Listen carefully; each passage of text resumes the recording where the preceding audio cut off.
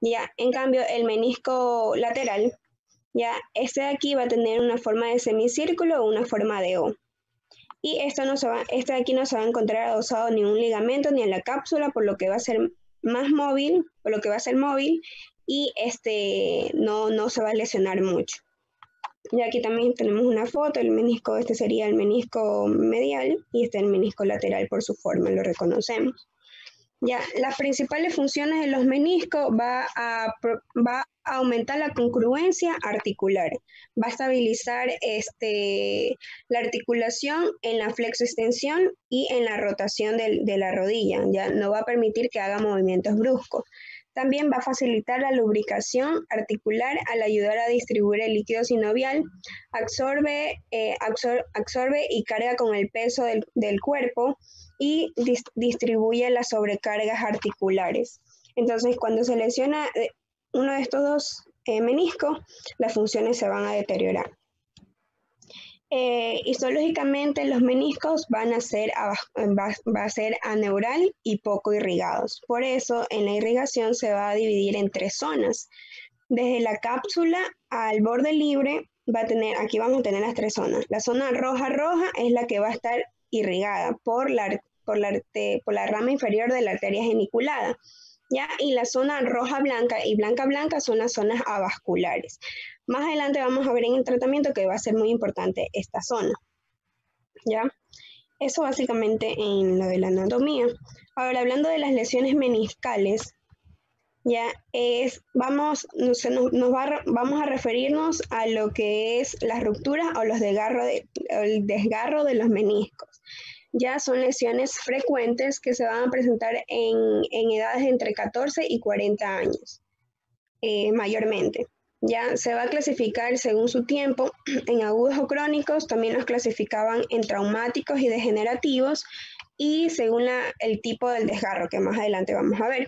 Ya, como les mencionaba, el menisco medial va a ser el que más, el menisco medial es el que más se va a lesionar porque va a ser inmóvil y porque el 50-70% del carga el peso corporal, ¿no?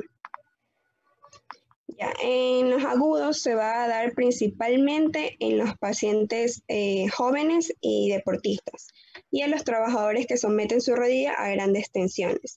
El mecanismo de esta lesión se va a dar por tipo indirecto, por rotación de la rodilla en semiflexión, como vemos en la imagen, y con el pie fijo al suelo. Ya, así es como se va a dar la lesión. Ya, mencionan que también hay una lesión, puede coexistir otras lesiones a nivel de los ligamentos colaterales o los ligamentos cruzados.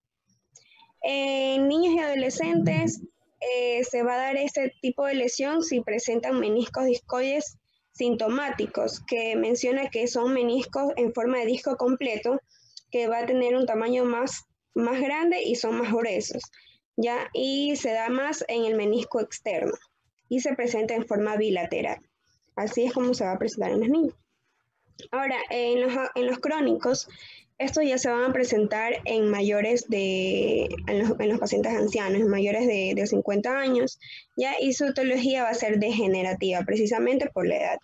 Ya estos pacientes por lo general van a tener dolor de larga data, ya va a ser importante esta edad, va a ser sin antecedentes traumáticos, porque nosotros decir que es degenerativo. ¿Ya? El tipo de ruptura que se va a presentar en estos pacientes va a ser la horizontal o de hoja de libro, como vemos aquí, ¿ya? O en esta aquí que también dice degenerativo, que es lo mismo, pero tiene como espícula. ¿Ya? Pueden existir factores predisponentes como el genovalgo, el varo y la inestabilidad articular para que se presente este tipo de lesión. Ahora, según la clasificación de STIC modificada, vamos a tener las rupturas longitudinales, rupturas transversales y oblicuas, estas van a ser las longitudinales. Las rupturas oblicuas o transversales, esta va a ser la oblicua, esta es transversal. las rupturas del quiste del menisco, ruptura del menisco discoide, rupturas de ambos meniscos, rupturas asociadas a meniscos, ligamentos y cápsula y otros tipos de desgarro. Ahora le subrayé las rupturas longitudinales, porque estas van a ser las que más se presentan, ¿ya? Y esta se va a presentar más en lo que es el cuerno posterior del menisco interno, ¿ya? Esta va a ser una ruptura longitudinal y aquí hay unas variantes que se llaman asa de cubo. Ajá. ¿Perdón? O de balde. Ajá, sí. El asa de cubo de balde, aquí tenemos asa de cubo de balde, pero total. Ya, esta va a ser una lesión del menisco por una ruptura o sea, se desplaza el menisco interno por la ruptura del ligamento. Y esto va a ser una ruptura pedunculada. Ya estas transversales y oblicuas se van a presentar más en el menisco externo, ¿ya? Por una fuerza del estiramiento del menisco. Son más frecuentes ahí. Las longitudinales y transversales combinadas, esto se va a dar en pacientes con sintomatología de larga evolución debido a repetidos accidentes y a la degeneración. Ya en esta de aquí, las rupturas del quiste de menisco y el menisco discoide, mencionaba que se da en pacientes con alteraciones degenerativas y a la pérdida de movilidad. Ahora, en cuanto a la clínica, tenemos que el signo cardinal va a ser el dolor que va a presentar en la línea interarticular femorotibial, medial o lateral, dependiendo del menisco lesionado. Este dolor va a aumentar con los giros y la flexión de la rodilla y va a disminuir en reposo. El otro que se va a presentar va a ser el bloqueo articular y un aumento del volumen por derrame articular, si es que se produce eso. Ahora, ¿cómo vamos a objetivar este aumento del volumen? Haciendo este signo, el signo del témpano, que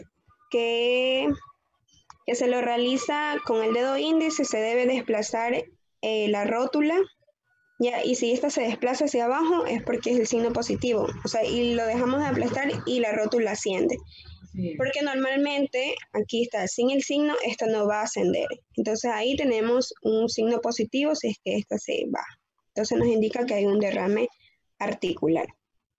Ya. Existen varias pruebas para hacer que sugiera una ruptura meniscal, como tenemos la prueba de McMurray, ya que tenemos que el paciente va a estar en decúbito supino, va a estar flexionada la cadera y la rodilla en 90 grados. El médico tiene que presionar en toda la maniobra la línea la interlínea articular, ya sea en externo interno, y rotar el miembro hacia rotación interna o rotación externa. Mencionaba que el talón va a indicar el menisco lesionado y va a ser positivo cuando se escuche el crujido o el paciente presente dolor. Ya. En la prueba de Aplin, el paciente va a estar en decúbito prono y la rodilla va a estar flexionada en 90 grados. Aquí primero se va a ejercer una presión y vamos a rotar también en rotación externa, rotación interna. Si el paciente presenta dolor en una de las dos, nos indica la lesión. Y el otro dice el signo de distracción, cuando el médico ejerce una tracción, ¿ya? Y presenta dolor. Esto nos indica una lesión extraarticular. Y está aquí una lesión intraarticular. ¿Ya? En la prueba de Steinman, aquí el paciente va a estar sentado con la pierna flectada en 90 grados. Igualmente, el médico hace una rotación interna o una rotación interna-externa, y el talón va a indicar el menisco lesionado, ¿ya? Y asimismo, va a presentar el paciente, si presenta dolor o escuchamos el chasquido, vamos a decir que tiene una lesión del menisco. Y por último tenemos el test de Teslay. Ya, este va a ser con el paciente de pie. Ya le decimos que se ponga una sola pierna, ya, y que se ponga en posición semiflectada. El paciente se puede sujetar para que no pierda el equilibrio. Y se va también a mover de rotación externa a rotación interna. Y asimismo, si hay el chasquido o el dolor, nos indica una lesión de menisco. Ya, eso en cuanto a las pruebas. Ahora, el diagnóstico, decía que la radiografía simple, AP y lateral, se las piden más para descartar otras lesiones, pero aquí el gold estándar va a ser la resonancia magnética porque va a tener una alta especificidad y sensibilidad a lo que son las lesiones de tejido blando. Ya, esta nos va a dar el tipo de lesión que tiene la paciente de la clasificación que ya vimos. Por ejemplo, aquí tenemos una ruptura meniscal en asa de valve. ¿Ya? Entonces, eso básicamente decía en el diagnóstico, que ese era el gold estándar. En cuanto al tratamiento, tenemos el tratamiento conservador y el tratamiento quirúrgico. El tratamiento conservador mencionaba que se los da a pacientes mayores de 50 años de edad que refieran dolor a larga data y que no tengan traumatismo, ¿ya? Estos, por lo general, en la radiografía vamos a ver que tienen artrosis, ¿ya? Y en la resonancia magnética no se observa ningún desgarro, solo lo que es degeneración. El tratamiento, el conservador, consiste en disminuir el dolor, ¿ya? Los analgésicos y los AINES. Y si no se pasa el dolor, los corticoides más la rehabilitación kinésica. También mencionaba en otro libro que aquí se le realizaba la inmovilización, ya la inmovilización más hielo. Y la inmovilización va a ser de 4 a 6 semanas y se le pone hielo en la zona, más la rehabilitación, obviamente. Ya. Y en los quirúrgicos ya se hace en pacientes activos, ya principalmente lo que es la artroscopía. La artroscopía, espera un ratito, ya. La artroscopía y una adecuada rehabilitación postoperatoria. Tenemos aquí diferentes alternativas, como vemos en la imagen. Una meniscectomía, la meniscorrafia o el trasplante del menisco. La meniscectomía, pues como su nombre indica, se reseca la parte del cartílago lesionado, ¿no? Ya para mantener la estabilidad del cartílago total. Ya esto más se lo realiza en los pacientes que ya tengan, en los pacientes que tengan este tipo de lesión, ¿no?